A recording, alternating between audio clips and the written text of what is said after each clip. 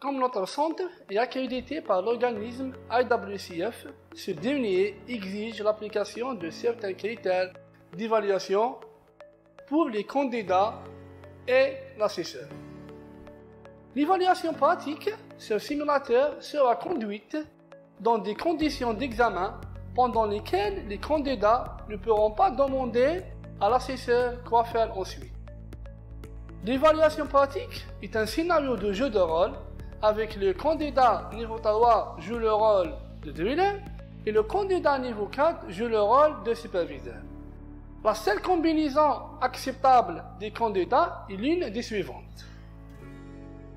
Un candidat niveau 3 avec candidat niveau 4 en binôme. Un candidat niveau 3 avec l'assesseur agit comme candidat niveau 4. Un candidat niveau 4 avec l'assesseur agit comme candidat niveau 3.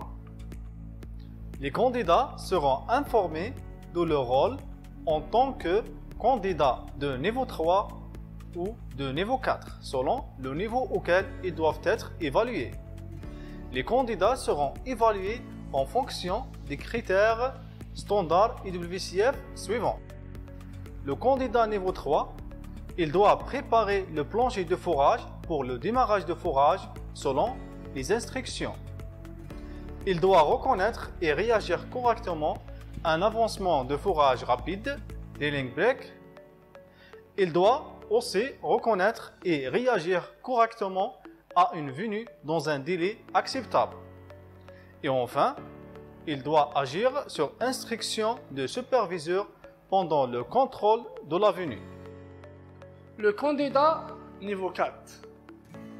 Le candidat niveau 4, il doit assurer que le plancher de forage est configuré pour le démarrage de forage et donner ensuite au driller les instructions appropriées. Il doit aussi collecter et vérifier les données après fermeture de puits et remplir une kill sheet utilisable. Il donne des instructions au driller sur la méthode de contrôle à utiliser. Il démarre correctement l'opération de contrôle du puits. Il doit reconnaître un problème pendant le contrôle et prendre les mesures appropriées. Il doit circuler la venue hors du puits et arrêter l'opération de contrôle. Et enfin, il doit analyser les gauges de pression et indiquer les prochaines actions à entreprendre. Maintenant, on va voir le rôle de l'assesseur.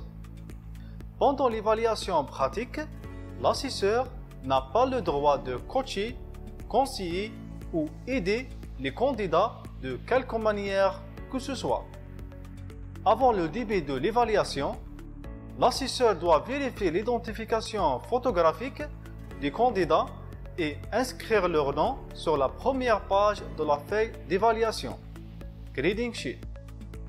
L'assesseur doit informer les candidats de la manière dont ils seront évalués et de ce qui est exigé d'eux pendant l'évaluation. L'assesseur doit fournir la première page de la kill sheet précalculée qui correspond à l'exercice d'évaluation pour le candidat niveau 4 avant de commencer l'exercice. Une fois l'évaluation terminée et avant que les candidats ne quittent la salle d'évaluation, l'assesseur doit aussi donner aux candidats leur note finale d'évaluation, discuter le déroulement de l'examen avec les candidats et utiliser la feuille d'évaluation pour mettre en évidence leurs points forts et points faibles. Donner aux candidats les options de rattrapage si elles échouent. Imprimer et signer le graphe d'évaluation pratique par l'assesseur et les candidats.